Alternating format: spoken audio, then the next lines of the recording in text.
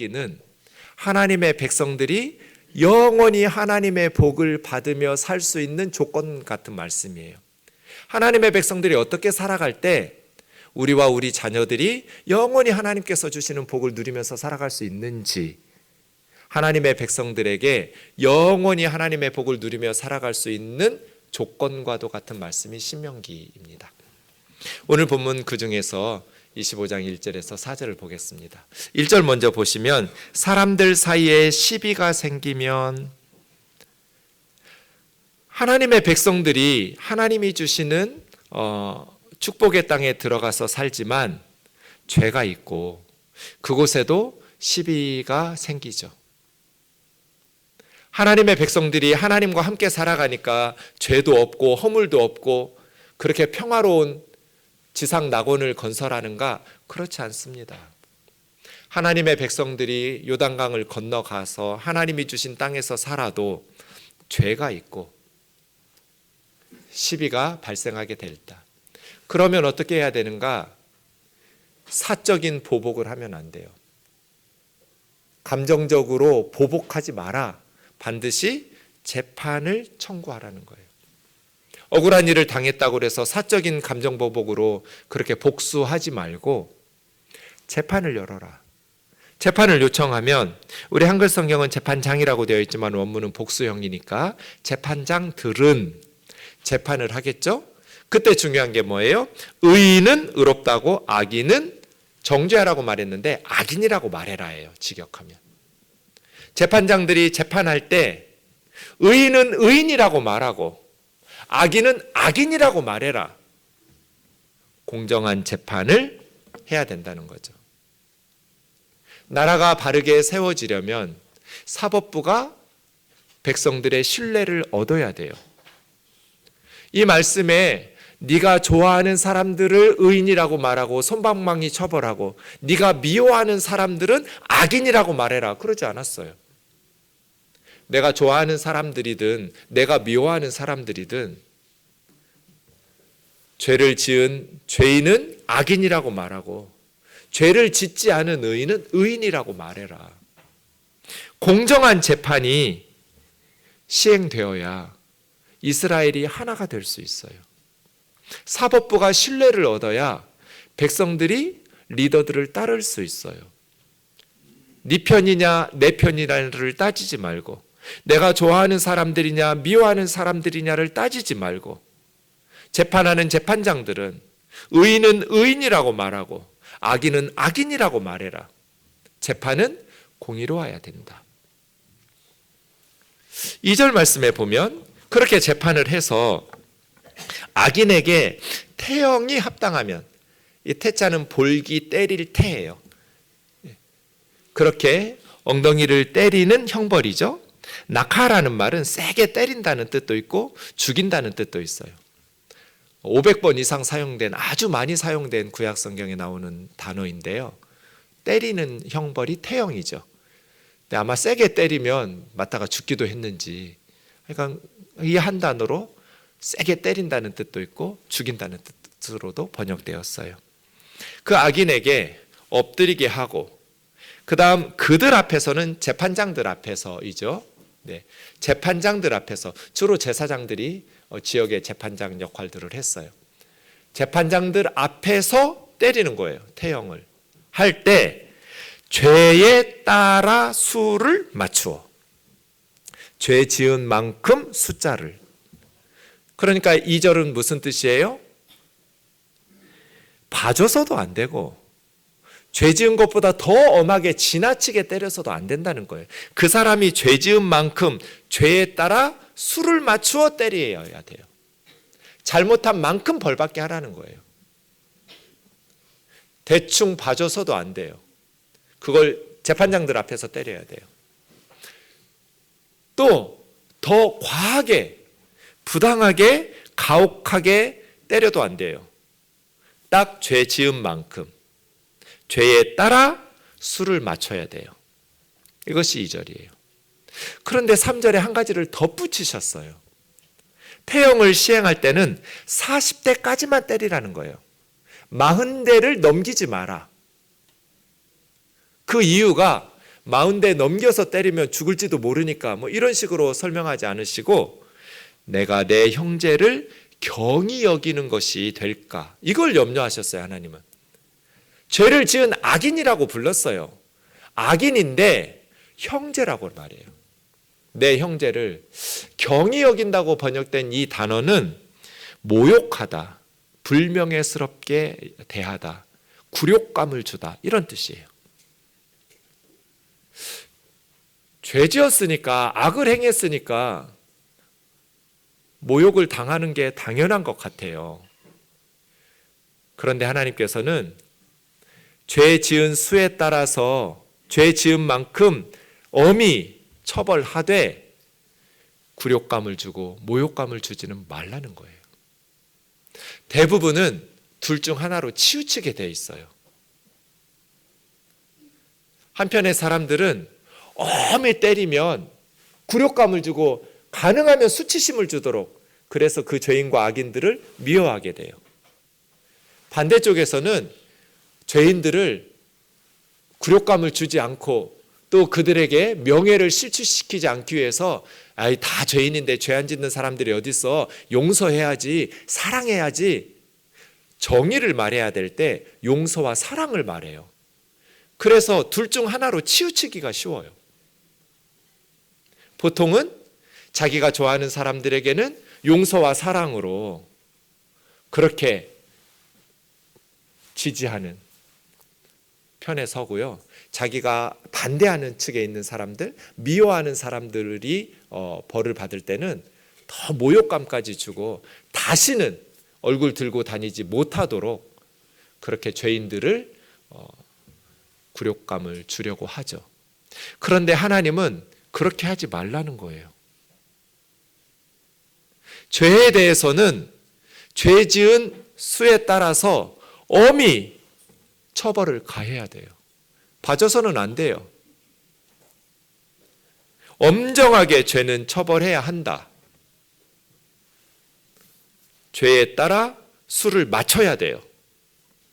그런데 그 죄인에게 굴욕감을 주지는 마라. 죽고 싶게 만들지 말라는 거예요. 그러면서 4절에 이 사람들 이야기하고는 전혀 관련이 없는 듯한 소 얘기를 하셨어요. 곡식 떠는 소의 입에 망을 씌우지 말라고. 네. 곡식을 떤다라고 번역한 이 단어는 밟는다는 뜻이에요. 소가 곡식을 밟는 거예요. 고대에는 곡식을 깔아놓고 소가 밟아요. 아니면 막대기 같은 걸로 때려 치죠. 그러면 알곡과 껍질이 분리되면서 바람에 날려서 알곡을 모으는 거예요. 그러니까 곡식을 떤다, 곡식을 밟는 소라는 것은 추수하는 거예요. 그때 소가 그 곡식을 먹고 싶을 거잖아요. 그거 못 먹게 입을 가리지 말라는 뜻이에요. 곡식을 떠는 소의 입에 망을 씌우지 마라. 무슨 말이겠어요? 짐승을 너희 농사를 위해서 부려 먹어라. 그러나 그 소가 얼마나 먹고 싶겠어요, 그 곡식을. 그런데 그거 아끼겠다고 못 먹게 하려고 소 입에다가 망을 씌우지는 마라. 그렇게 잔인하게 대하지는 마라. 너희를 위해서 일하는 소를 농사에 부려먹기는 하더라도 그 소에게 잔인하게 먹고 싶은 그 소의 입을 망으로 씌워서 그렇게 해서 부자 되려고 하지 마라. 소에게도 이렇게 한다면 사람에게는 어떻게 해야겠어요? 언뜻 보면 관련이 없는 것 같은데 소에게도 이렇게 자비를 베풀어야 되고 인격적으로 대해야 한다면 아무리 죄를 짓고 악인이고 죄인으로 태형을 맞았지만 인격적인 대우를 해야 된다. 뿐 아니라 너희와 함께 사는 고아와 과부와 또 외국인 노동자와 같이 사회적 약자들에 대해서 그 입에 망을 씌우지 마라. 그것이 하나님께서 꿈꾸신 세상이에요. 지금 우리는 하나님께서 꿈꾸신 세상, 하나님의 백성들에게 원하셨던 삶의 방식을 살아드리고 있는가? 말씀의 거울 앞에서 나와 우리 사회는 지금 하나님 뜻에 합당하게 살아가고 있을까? 본문은 세 가지 말씀을 하고 있는 것 같습니다. 첫 번째는 의인은 의롭다고 하고 악인은 정죄하라고 말씀하십니다. 공정한 재판이 시행돼야 한다는 거예요.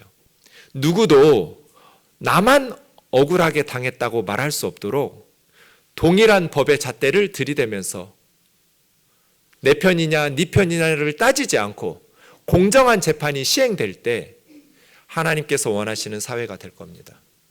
그때 나라가 리더들을 신뢰하고 공동체가 공의로워지는 사회가 될 것 같습니다. 하나님은 우리에게 공정한 재판이 시행돼야 한다라고 말씀하십니다. 두 번째는 그 죄에 따라 수를 맞추어 때리라고 말씀하셨습니다. 봐주지도 말고 지나치게 엄격하게 과한 처벌을 하지도 말고 죄에 대해서는 그 죄에 합당하게 엄정한 처벌이 시행돼야 된다는 말씀입니다. 대개 교회에서 부정한 일들이 벌어지면 성도들이 둘로 의견이 나뉘어집니다. 그래서 어떤 성도들은 죄 안 짓는 사람이 어딨냐, 목사도 사람이고 장로도 사람이고 하니 용서하자, 사랑을 이야기합니다. 그러나 그렇지 않습니다. 그렇게 되면 억울한 피해자들의 가슴에 피멍이 들어요. 성경은 분명히 죄에 따라 수를 맞추어 때려라, 죄 지은 만큼 엄정하게 죄값을 치르게 해야 된다는 거잖아요. 이것이 두 번째예요. 우리 사회는 어떤 때는 너무나 가혹한 처벌을 판결하고 어떤 때는 너무나 솜방망이 처벌을 해서 국민들 모두가 납득이 안 되는 판결들을 내릴 때가 있어요.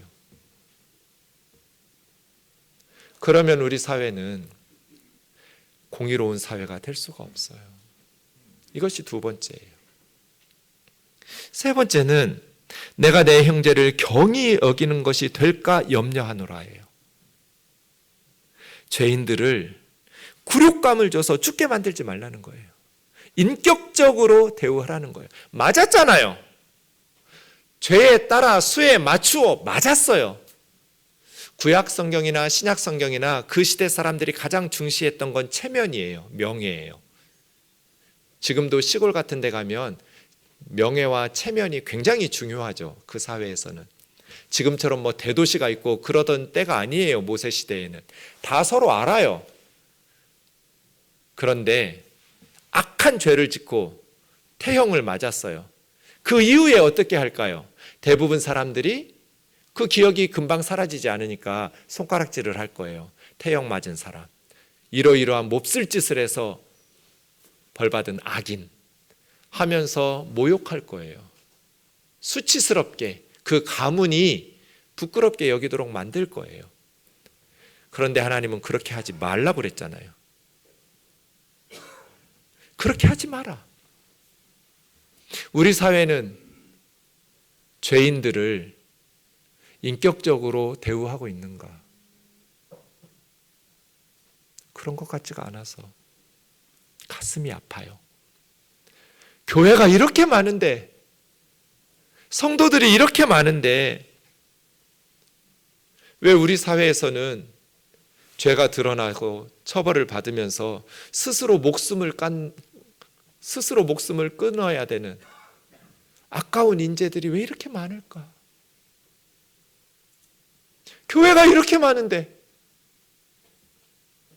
죄값을 치르고 엄정하게 죄값을 치르게 하고, 그러나 매 맞았으면 죄값 치렀으면 다시 하나님 앞에서 회개하고 하나님 앞에, 그리고 그 사회에 선한 영향력을, 선한 열매들을 맺어가면서 살아갈 수 있는 희망을 줘야 될 거잖아요.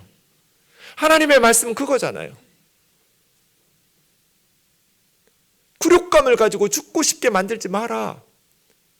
죄 지은 만큼 맞았으니 그 다음은 다시 회개하고 건강한 신앙생활 하면서 값진 인생, 보람된 인생 살아갈 수 있도록 도우라는 거예요. 소의 입에도 망을 씌우지 않는다면 죄인들의 입에 망을 씌우면 되겠는가?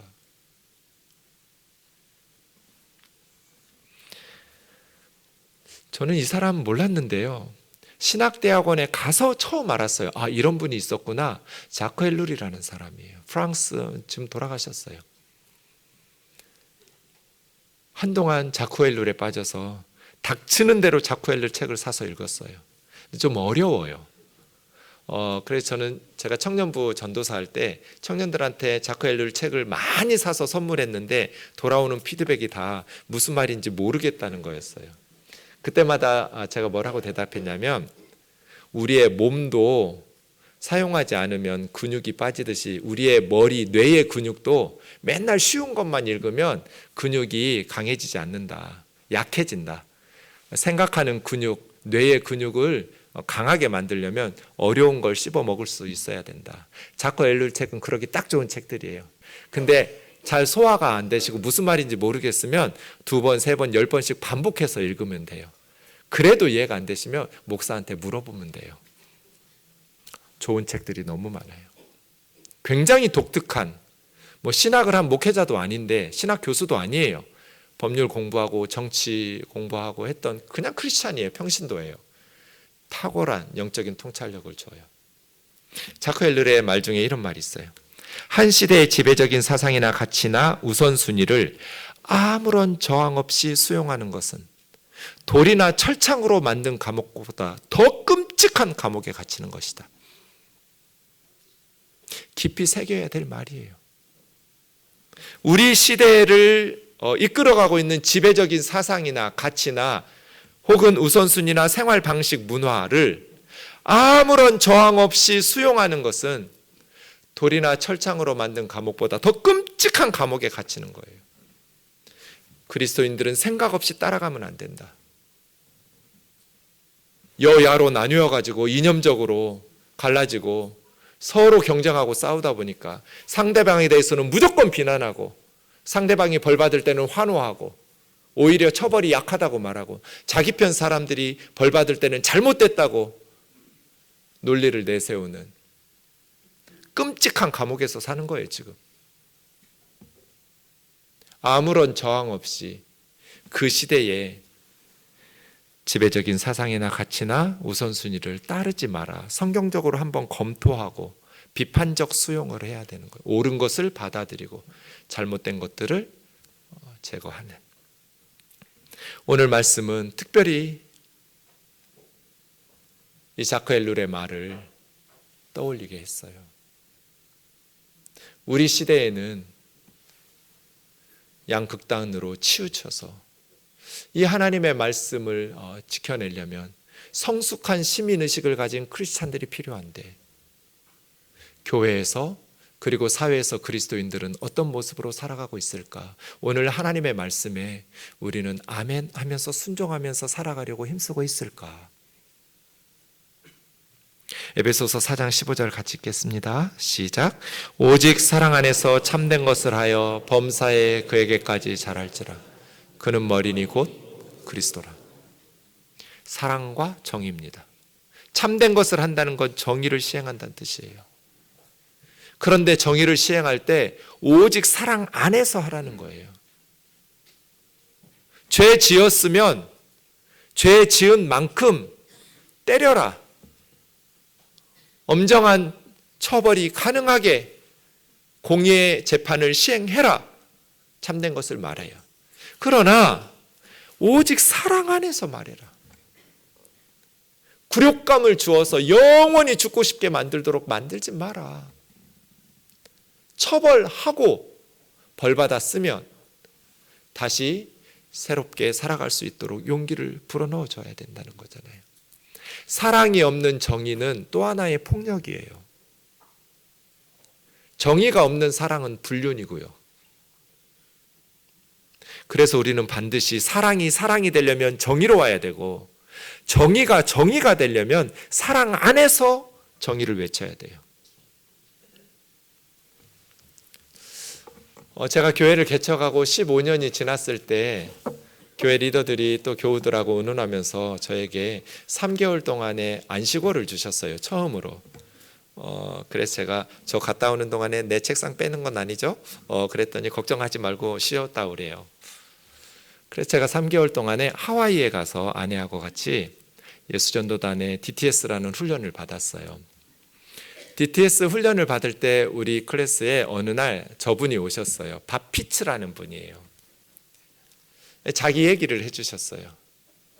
예전에 자기가 무슨 잘못을 하셨는지 저는 모르겠어요. 온 세상 사람들이 자기를 비난하는 것 같았대요. 온 세상 사람들이 자기를 비난하고 자기는 매일 죽고 싶었대요. 아무것도 안 하고 골방에 틀어박혀서 죽고 싶은 생각밖에 없는 날들을 여러 달 지냈다고 하더라고요. 사람들 만나는 것도 싫고 너무 하나님 앞에 부끄럽고 자기 스스로도 절망스러워서 죽고만 싶었을 때 온 세상 사람들이 자기를 욕하고 손가락질하고 비난하는 것 같았는데 어느 날 하나님 앞에서 서게 됐대요. 그러면서 내가 하나님을 사랑하고 있다는 걸 알게 됐대요. 그러면서 시를 썼는데 저런 시를 썼고 저 시에 맞춰서 곡을 붙여서 찬송을 만들었어요. 바피츠 이야기를 들으면서 깨진 망고 같더라고요. 학교에서는 하루에 2시간씩 학생들이 웍듀리라고 해서 일을 해야 돼요. 봉사활동. 저는 이렇게 마당을 쓰는 일을 했었는데 어느 날 뭐가 툭 하고 떨어지는 거예요. 그래서 뭐가 떨어지나 하고 봤더니 망고 나무에서 망고가 떨어졌어요. 저런 망고가 떨어졌는데 들어보니까 떨어졌으니까 망고가 깨질 거잖아요. 깨져서 속에서 이제 즙이 나오는데 그렇게 달고 맛있는 향기가 나는 거예요. 바피츠 간증을 들으면서 온 세상이 나를 손가락질하고 나는 날마다 죽고 싶었는데 어느 날 하나님의 은혜로 내가 하나님 사랑한다라는 것을 깨닫고 하나님을 찬양하기 시작했다고 그 말을 듣는데 깨진 망고 속에서 가장 달콤한 냄새가 나듯이 우리가 건강할 때 하나님 찬양하는 것도 하나님 기뻐하시겠지만 정말 찬양할 수 없을 때 깨진 망고처럼 완전히 무너지고 부서졌을 때 그럼에도 불구하고 염치 없는 자격 없는 모습으로 하나님 앞에 나아가서 이 모습 이대로 하나님을 높여 찬양할 때 정말 향기로운 찬양이 되겠구나 이 생각을 했어요. 여러분은 이미 바피츠가 무슨 노래를 했는지 다 아시겠죠? 하늘에 계신 아버지, 우리가 당신을 얼마나 사랑하는지요. 온 세상이 욕하고 손가락질하는데 하나님 사랑한다는 걸 알았어요. 우리가 온 땅에서 당신의 이름을 높여드립니다. 당신의 능력의 일들을 당신의 백성들이 선포할 때 우리 찬양 가운데 당신의 나라가 세워집니다. 전능하신 하나님, 과거에도 계셨고 지금도 계시고 장차 오실 전능하신 하나님을 높여드립니다. 영원히 다스리시고 통치하시는 전능하신 하나님을 높여드립니다.